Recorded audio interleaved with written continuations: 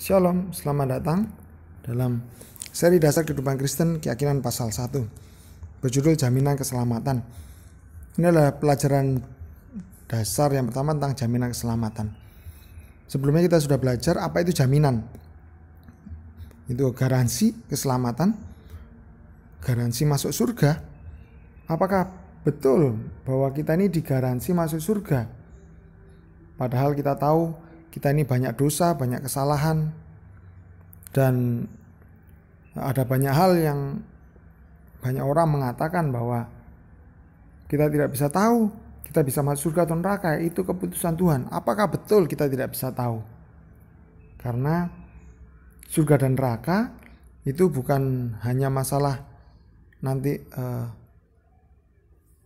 hasil dari kehidupan kita, tapi ini juga masalah masa depan. Sekali masuk ke sana tidak akan bisa keluar lagi. Mari kita lihat.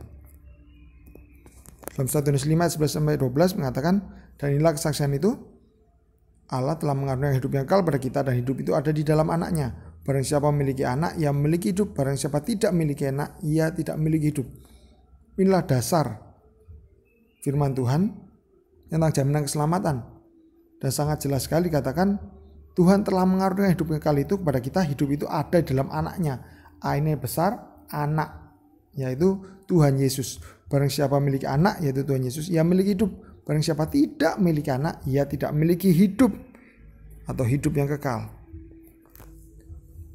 Ada beberapa kesaksian dari murid Tuhan Yesus, mereka yang menerima langsung dari Tuhan Yesus segala pengajaran, pengalaman hidup. Dalam 1 Yohanes 5:13, tujuan Yohanes menuliskan surat yang pertama adalah agar semua orang yang sudah percaya pada Tuhan Yesus mengetahui bahwa mereka memiliki hidup yang kekal. Berarti ada orang-orang yang mereka sudah percaya, sudah punya sang anak, sudah punya Tuhan Yesus, tapi mereka tidak tahu. Nah, Rasul Yohanes menuliskan surat 1 Yohanes ini supaya mereka yang sudah percaya ini tahu. Berarti kita perlu tahu. Setiap orang Kristen, setiap orang yang sudah percaya sama Tuhan Yesus harus tahu. Tuhan mau kita tahu dengan jelas dan pasti dan yakin. Yang kedua, berdasarkan Roma 5:8 katakan, Bapa telah menyatakan kasih pada kita dengan mengirim Tuhan Yesus mati untuk kita ketika kita masih berdosa. Jadi waktu kita masih belum melakukan apa-apa untuk Tuhan, ketika kita masih belum berusaha hidup kudus, bahkan ketika kita masih memberontak, membelakangi Tuhan, maka Tuhan menyatakan bahwa aku mengasihimu nak. Dan Tuhan datang mengirimkan Tuhan Yesus untuk mati buat kita. Dan poin ketiga, Alkitab dituliskan supaya semua orang percaya bahwa Yesus adalah Mesias, anak Tuhan. Dan supaya semua orang dapat memperoleh keselamatan di dalam Tuhan Yesus. Dalam Yohanes 20 ayat 31. Jadi buku Alkitab ini dituliskan bukan hanya sebagai kitab suci, tapi tujuan penulisannya itu supaya semua orang bisa baca. Bukannya orang Kristen, semua orang bisa baca dan akhirnya mereka percaya bahwa Yesus adalah Mesias, Yesus adalah Tuhan semesta alam yang turun ke bumi, kemudian berkorban buat dosa manusia, kemudian dibangkitkan lagi dan naik ke surga. Dan karena percaya pada Tuhan Yesus, semua orang yang percaya ini dapat memperoleh keselamatan, hidup yang kekal. Inilah kesaksiannya. Selanjutnya, Tuhan telah mengaruniakan hidup kekal kepada kita. Akibat dosa, seperti gambar di kanan, dosa ini memisahkan antara Tuhan dan manusia. Dalam Yesaya 59 ayat 2 dikatakan, tapi yang menjadi pemisah antara kamu dan Tuhanmu ialah segala kesalahanmu. Dan itu juga yang membuat dia tidak mendengar doa kita, segala kejahatan kita, segala dosa kita. Tuhan pengen datang, tapi dosa ini memisahkan. Kenapa? Tuhan Maha Suci, manusia berdosa. Dan manusia sebaik apapun dia berusaha mencapai Tuhan, usahanya selalu gagal. Mengapa? Karena keselamatan tidak dapat diusahakan sendiri oleh manusia. Keselamatan adalah pemberian Tuhan. Mau berbuat baik, mau kesopanan, bahkan agama, menuruti segala perintah agama itu tidak bisa mencapai Tuhan.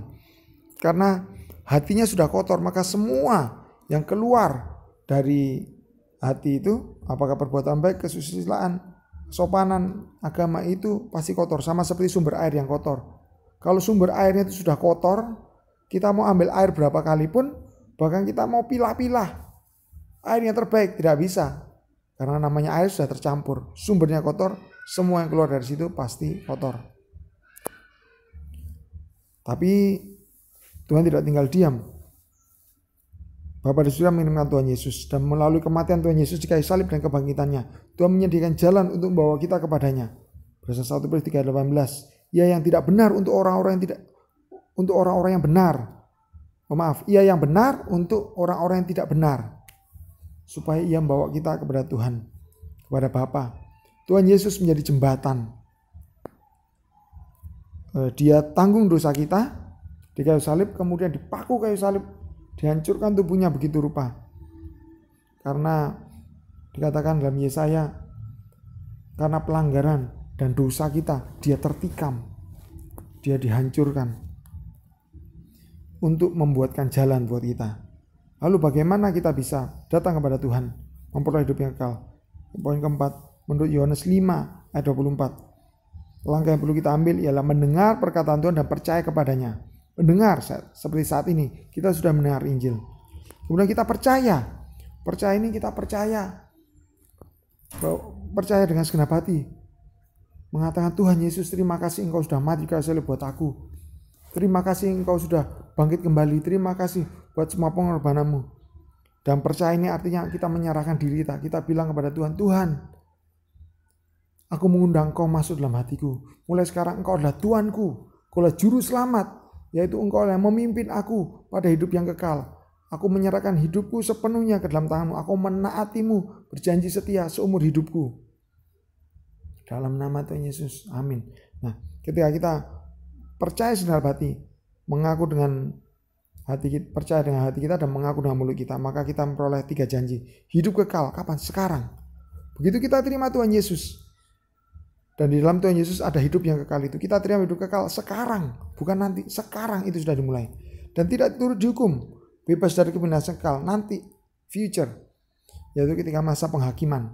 Semua orang hidup dan yang mati dibangkitkan kembali. Dan semua dihakimi oleh sang hakim. Yaitu Tuhan Yesus sendiri. Kemudian dia sudah pindah dari dalam maut ke dalam hidup. Kapan? Ketika kita berdoa, kita sudah pindah. Dan di sini dikatakan jelas bahwa siapa memiliki anak, ia memiliki hidup. Anak ini adalah Tuhan Yesus. Poin pertama, Yohanes 1:12, semua orang yang percaya kepada Yesus dan menerimanya diberi kuasa supaya menjadi anak-anak Tuhan. Itu mereka yang percaya. Tadi sudah percaya dalam hati dan menerima, mengundang Tuhan Yesus masuk dalam hatinya. Diberi kuasa supaya menjadi anak-anak Tuhan. Diberi otoritas sah. Jadi bukan kita menyanyi, aku anak Tuhan, kau anak Tuhan, maka kita otomatis jadi anak Tuhan. Atau kita ke gereja otomatis jadi anak Tuhan, tidak. Tapi kita percaya dan kita menerima, mengundang Tuhan Yesus masuk dalam hati kita. Maka kita baru jadi anak Tuhan. Ketika Tuhan Yesus ada dalam hati kita, diterima dalam hati kita. Dan apabila kita sudah melakukan itu, poin kedua, Tuhan Yesus menjanjikan hidup kekal. Dan jaminan tidak akan binasa sampai selamanya. Menjadi milik Tuhan yang tidak dapat direbut siapapun. Ini janji Tuhan. Jadi bukan tergantung kita, tapi tergantung Tuhan yang kasih janji. Keselamatan tidak tergantung ada atau tidak adanya dosa dalam hidup kita.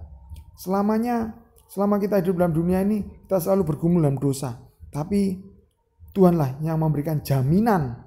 Asal kita punya Tuhan Yesus, Dia janjikan hidup kekal. Dan dikatakan 2 Korintus 5:17 bahwa semua orang dalam Kristus ia jadi ciptaan baru. Yang lama sudah berlalu, yang baru sudah datang. Kita terima Tuhan Yesus, kita dalam sekejap mata kita menjadi ciptaan yang baru. Dan setelah mendengar dan percaya kepada Tuhan Yesus, kita ditandai dan dimeterai oleh Roh Kudus sebagai milik Kristus. Tuhan Yesus masuk dalam hati kita dan Roh Kudus masuk dalam hati kita jadi miliknya Tuhan Yesus. Dan bahkan Tuhan berjanji dalam Roma 8 ayat 35-39, tidak ada seorang pun yang dapat memisahkan kita dari kasih Kristus. Tidak ada yang di luar penindasan, kesesakan, penganiayaan, kelaparan, ketelanjangan, bahaya, pedang tidak dapat menceraikan kita dari kasih Tuhan. Tidak ada satu pun yang bisa memisahkan kita. Ini adalah jaminan Tuhan, inilah janji Tuhan. bahwa hidup kekal itu adalah jaminan dari Tuhan, bukan kita sendiri, bukan berdasarkan perbuatan baik kita, berdasarkan ada atau tidak adanya dosa, bukan berdasarkan kita ini berapa banyak saat teduh, berapa banyak berhasil, bukan, tapi berdasarkan sepenuhnya oleh jaminan Tuhan. Dan selama kita hidup, apakah kita boleh bebas berdosa? Tidak. Jadi Tuhan melihat isi hati kita. Yang Tuhan mau adalah karena kita sudah undang Tuhan Yesus dalam hati kita, kita berusaha hidup sungguh-sungguh kudus di hadapan Tuhan. Kita berusaha, pasti gagal, pasti ada jatuh bangunnya. Tapi sekali lagi, hidup kekal tidak tergantung jatuh bangunnya kita. Tuhan lihat hati kita. Ketika kita berusaha menyenangkan Tuhan, kita sudah bilang sama Tuhan, Tuhan aku mau mengikut Engkau seumur hidupku, maka kita selalu ada usaha untuk bangkit. Ini yang dilihat Tuhan, hati kita yang selalu berusaha untuk hidup kudus. Bukan hasil akhirnya, kudus, berapa banyak hidup kudus, bukan, tapi usaha kita untuk hidup kudus. Nah, ini orang lain tidak bisa lihat, tapi Tuhan bisa lihat 100% dalam hidup kita. Semua terbuka di hadapan Tuhan. Dan inilah surat jaminan keselamatan dari Tuhan. 1 Yohanes 5 ayat 11-12. Sekali lagi kita bacakan, dan ini perlu kita hafalkan. Setelah ini saya mendorong setiap kita untuk menghafalkan ayat ini, atau bahkan ini adalah kewajiban untuk menghafalkan. Kenapa? Supaya kita dapat kepastian. Inilah surat jaminan keselamatan dari Tuhan. Dikatakan 1 Yohanes 5 11-12, dan inilah kesaksian itu Allah Tuhan telah mengaruniakan hidup yang kekal pada kita, dan hidup itu ada di dalam Anaknya. Barang siapa memiliki anak, ia memiliki hidup. Barang siapa tidak memiliki anak, ia tidak memiliki hidup. Berarti jaminan keselamatan kita bukan berdasarkan sekali lagi dosa-dosa kita atau perbuatan baik kita atau apa yang kita sudah lakukan buat Tuhan atau pelayanan kita, tapi apakah kita memiliki anak atau tidak. Kalau kita sudah memiliki anak, Tuhan Yesus sudah ada di dalam hati kita, kita pasti memiliki hidup yang kekal, pasti memiliki jaminan masuk surga. Tapi sebaliknya, kalau kita tidak punya anak, mau dia sudah pelayanan sedemikian rupa, mau dia sudah berbuat baik seberapapun banyaknya, mau dia orang yang sangat sopan dan sangat dihormati di mana-mana, tapi kalau dia tidak punya anak, tidak punya Tuhan Yesus di hatinya, apapun agamanya, apapun keyakinannya, bahkan sekalipun dia orang Kristen, dia tidak memiliki hidup yang kekal. Inilah surat jaminan keselamatan dari Tuhan. Sekarang pertanyaan diskusi. Ini pertanyaan untuk didiskusikan dalam kelompok PA, kelompok belajar Alkitab. PA itu pemahaman Alkitab atau penyelidikan Alkitab. Tuliskan di kertas 2-3 hal yang berkesan di hatimu dari pelajaran tadi. Kemudian yang kedua, bagaimana menurut pendapatmu? Bagaimanakah seseorang menjadi anak Tuhan dan menerima hidup yang kekal? Bagaimana dia bisa mendapat jaminan masuk surga? Kemudian yang ketiga, buat Anda pribadi, kalian pribadi, apakah kalian memiliki hidup yang kekal? Apakah kalian sudah tahu? Bagaimana kalian bisa tahu? Kemudian kalau sudah, tanggal berapa Anda telah dilahirkan kembali? Dilahirkan kembali ini sama seperti memiliki hidup kekal. Ketika kita terima Tuhan Yesus, kita dilahirkan kembali menjadi ciptaan yang baru berdasarkan 2 Korintus 5 ayat 17. Pada waktu apakah itu? Apakah waktu PA? Apakah waktu ngobrol dengan seorang? Apakah waktu di gereja atau ada acara khusus? Kemudian yang ketiga, ini seharusnya yang keempatnya, perubahan-perubahan apakah yang dirimu alami dalam hidupmu setelah berdoa mengundang menerima Tuhan Yesus dalam hatimu? Perubahan apa? Coba kita flashback kembali. Kemudian yang keempat, silakan tuliskan Yohanes 5 ayat 11-12 di kertas tanpa melihat, tanpa membaca, dan kemudian simpulkan bagaimana Anda bisa tahu bahwa Anda memiliki hidup yang kekal. Silakan didiskusikan di kelompok PA ini, kelompok belajar Alkitabnya, setelah selesai melihat video ini. Terima kasih, Tuhan Yesus memberkati.